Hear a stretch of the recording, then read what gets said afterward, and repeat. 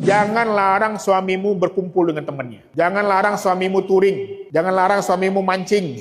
Karena disitulah dia bisa bahagia. Jangan larang suamimu nongkrong. Makanya saya kalau punya masalah, saya punya bestie-bestie. Saya punya teman SMP, teman SMA yang selalu saya ajak ngopi. Dia pun kadang-kadang itu, tiba-tiba udah nyampe depan rumah. Kita ikut aja. Karena istri saya udah tahu ini bestinya nih. Kenapa? Karena disitulah kita cerita. Cerita itu membuat kita sehat. Makanya orang bunuh diri rata-rata diem.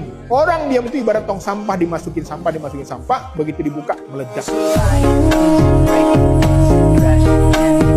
Jangan larang suamimu berkumpul dengan temannya. Jangan larang suamimu touring. Jangan larang suamimu mancing.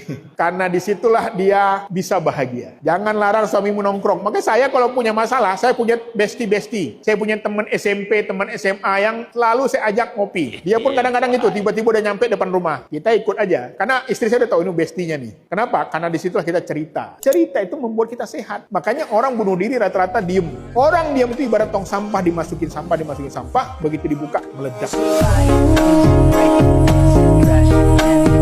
Jangan larang suamimu berkumpul dengan temannya. Jangan larang suamimu touring. Jangan larang suamimu mancing. Karena disitulah dia bisa bahagia. Jangan larang suamimu nongkrong. Makanya saya kalau punya masalah, saya punya bestie-bestie. Saya punya teman SMP, teman SMA yang selalu saya ajak ngopi. Dia pun kadang-kadang itu, tiba-tiba udah nyampe depan rumah. Kita ikut aja. Karena istri saya udah tahu ini bestinya nih. Kenapa? Karena disitulah kita cerita. Cerita itu membuat kita sehat. Makanya orang bunuh diri rata-rata diem. Orang diem itu ibarat tong sampah, dimasukin sampah. Begitu dibuka, meledak. Jangan larang suamimu berkumpul dengan temannya. Jangan larang suamimu touring. Jangan larang suamimu mancing.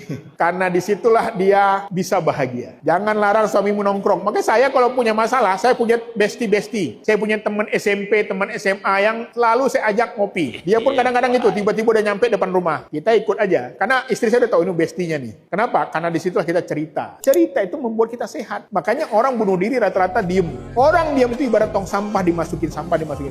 Begitu dibuka, meledak.